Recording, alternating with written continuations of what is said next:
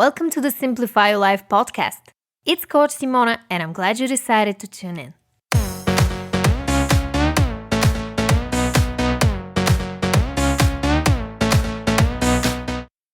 Hey everyone! In today's podcast episode, we're going to talk about how to choose yourself.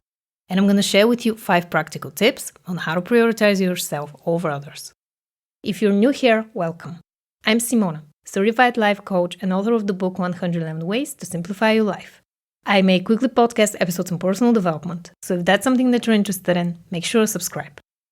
Now, before we get into my 5 in-depth tips on how to choose yourself, I want to thank you for being here. Today we reached a new milestone. This is the 150th podcast episode. I'm so excited and grateful to continue bringing you my best tips straight to your earbuds every single week. I've actually been working on something really exciting behind the scenes, and now for the 150th episode, I'm gonna open up the secret waitlist, just for my current subscribers and listeners. So you'll have the chance to be the first to know and get it before everyone else. While I can't reveal what this secret waitlist is all about, I'm gonna say that this mystery product will help you solve on a deeper level the same problem that this podcast episode is all about, choosing yourself and becoming your number one priority. So if you want to be the first to know when it goes live, click the first link in the description box below or head over to bit.ly/thesecretwaitlist. Now let's get into my first tip on how to choose yourself. Get to know yourself better. If you're used to prioritizing other people's needs before your own, it's a clear sign that you're not focusing on yourself. So why is this happening? And how can you stop running away from yourself? There are many reasons why you may be avoiding spending time with yourself, but I'm going to discuss 3 of them. The first reason why you don't focus on yourself is because your inner critic is quite loud, and you're trying to escape the never-ending mean inner monologue. What do I mean by this? If you're constantly putting yourself down and repeating all of these negative narratives in your mind, it is no wonder you prioritize others over yourself. So the key here is to help you become a better friend to yourself, but we'll talk about that later on in this episode. The second reason you're avoiding spending time with yourself is because you're afraid of your feelings. Maybe you learned early on that it's not safe to express your feelings. Maybe you had someone close to you who criticized you for being emotional, so you got into the habit of suppressing your feelings. If you think this is the case for you, listen to episode 130 next. I will leave a link below. And the third possible reason you don't choose yourself is the one we're going to explore in depth. And that is because you don't really know yourself. How can you be kind and compassionate to yourself if you don't really know who you are? To help you get to know yourself better, I'm going to ask you a few journaling questions. You can pause and write them down if you'd like. Question number 1. Who am I? 2. What roles do I play every day? 3. Which one of these roles are serving me? And which ones are actually preventing me from being my authentic, unapologetic self? 4. What is the number one thing that's currently blocking me from being true to myself? 5. What are 3 things I like about myself? 6. What are 3 things I can work on improving? These questions will help you detach yourself from your inner monologue and have a more objective view of yourself. Now, if you often struggle with negative racing thoughts and anxiety, I recommend watching my video on how to deal with anxious thoughts on my YouTube channel by visiting youtube.com/CoachSimona. My second tip on how to choose yourself is to set healthy boundaries. There is this quote that I really like. You can't pour from an empty cup. It's so true that we often give to others before really taking care of ourselves first. And when it comes to the people we love, we tend to let them cross our boundaries because we don't want to hurt their feelings. While it's understandable that we want to be kind and loving to others, it can be detrimental to our health and well-being if we keep pouring from an empty cup. So how can we set healthy boundaries without feeling guilty? Well, I can dedicate an entire podcast episode on this topic because it's so important. So let me know in the comments below if that is something that you're interested in. But for the sake of this episode, I'm going to give you the shortcut to healthy boundaries. And that is to learn to say no. Sometimes we say yes, even though we know deep down that we don't want to attend that event or do that favor that we've been asked to do. So how can we say no in a graceful way? The biggest tip I can give you when it comes to saying no to people is to be kind, honest, and firm. Kindness will help you speak from the heart, Honesty will keep your integrity in the conversation, and being firm will not let you back down if the other person tries to influence your decision. Here is an example of how to set a healthy boundary in a firm, honest, and kind way. Let's say someone close to you wants to hang out, but you have a lot on your plate. You could say something like, "Thank you for inviting me, but I have a lot on my mind at the moment. How about a rain check?" Or if your significant other is being rude to you and you don't like where the conversation is going, you can set a boundary by saying, "If you keep yelling at me, I'm gonna have to leave the room.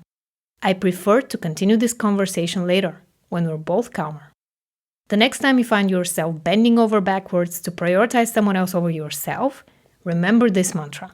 No is a complete sentence. My next tip on how to choose yourself is to become a better friend to yourself. We briefly mentioned your inner critic a few minutes ago. It's that inner voice on the back of your head that's constantly saying mean things to you. Your inner critic is actually the internalized voice of a parent or primary caretaker, someone who criticized you growing up. It's not you. But since you hear it every single day, you need to actively choose to be kinder to yourself. Becoming a better friend to yourself is a process, but I'm going to give you something easy that you can implement right away, and that is to take better care of yourself. We've all heard the term self-care, but I want to change the way you see self-care. It's not about just taking good care of your physical body or pampering yourself. It's about being kind, loving, and compassionate when things get tough. It's about taking care of your needs and choosing yourself.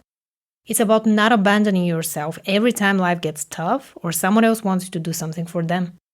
So how can you start becoming a better friend to yourself?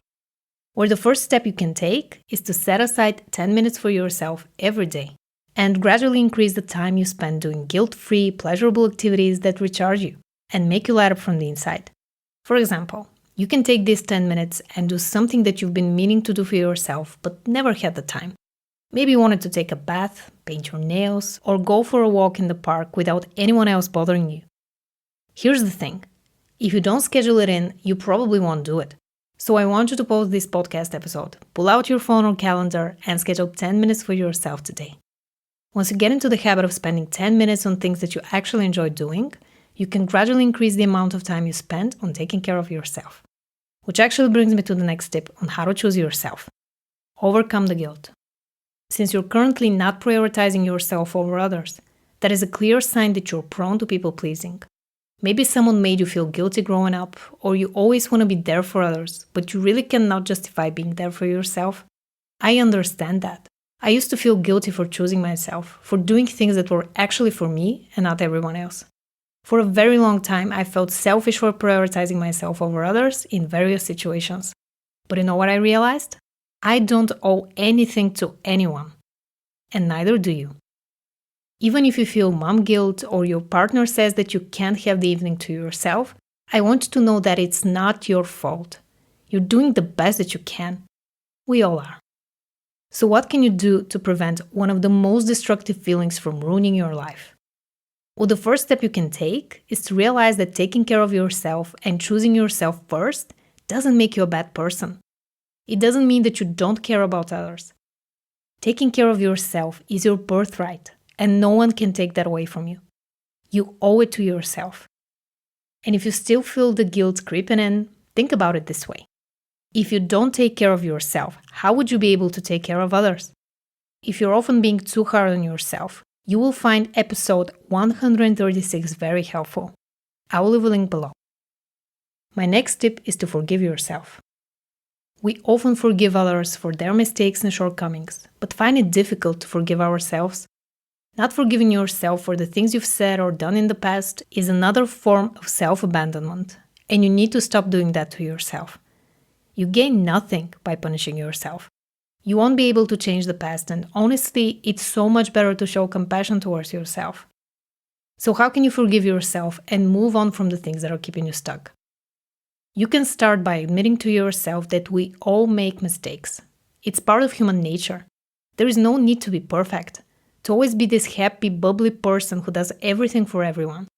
You can allow yourself to be sad, angry, or frustrated. All of your feelings are valid. You matter, no matter how you feel. I'll repeat that again.